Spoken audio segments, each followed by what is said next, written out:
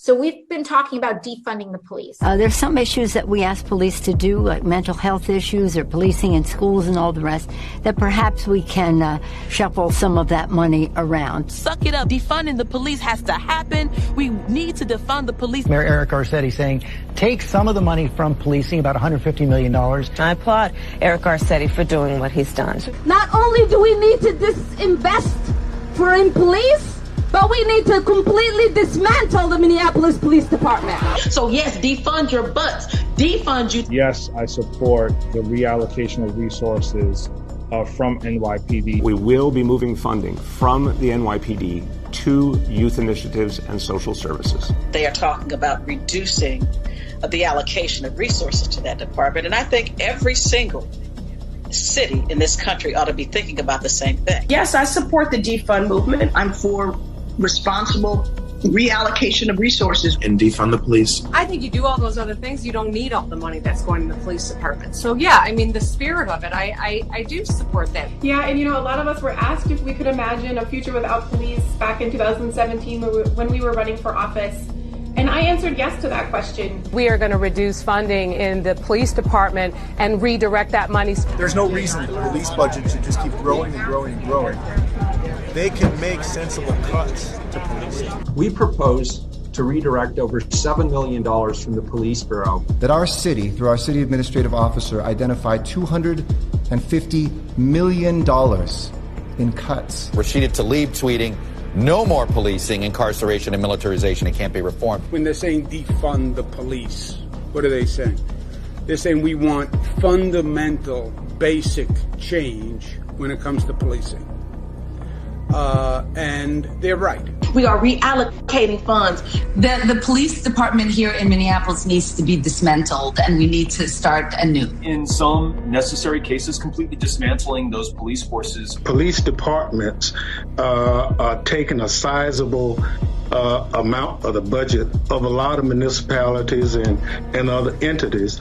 We need to look at those budgets, pull some of the money back, and invest it in other things. We are committed to shifting resources.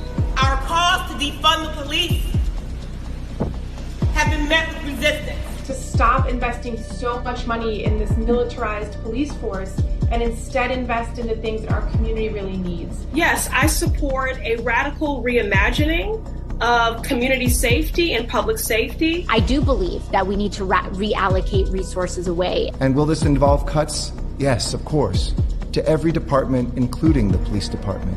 And so when we dismantle it, we get rid of that cancer. When we said defund the police, the world woke up. I really love that Black Lives Matters and other protesters have put this front and center to defund. Defunding police means defunding police. If these reports are accurate, then these proposed cuts to the NYPD budget are a disingenuous illusion. This is not a victory. The freshman Democrat adding, the fight to defund policing will continue. We are going to reimagine policing in New York City.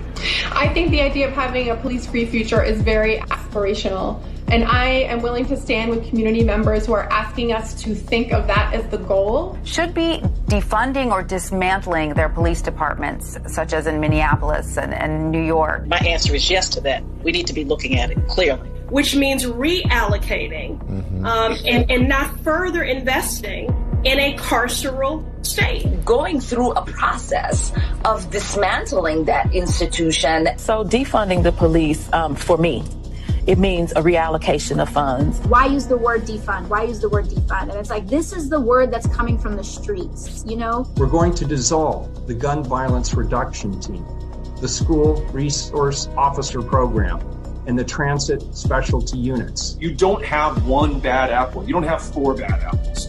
You have a system-wide problem in that police department.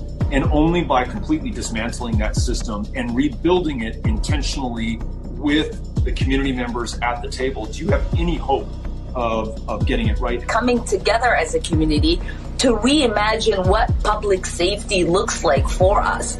We talk about defunding the police, defunding the Pentagon. My push is that we defund our police departments. This idea of reprioritizing our budget, this idea of moving funds and reinvesting. It means that we need to look at ways in which we can reduce the amount of resources that we're providing to the department, redirect those funds. To make sure that that defund is first understood and that we bring that home to our communities. So Minneapolis unanimously just voted on a resolution that will engage the community on a one-year process of what happens as we go through the process of dismantling the department and starting anew. And what we committed to was a community process to help reimagine public safety. The city council in Minneapolis made the right decision. So when we talk about defunding, it can show up in multiple ways. We obviously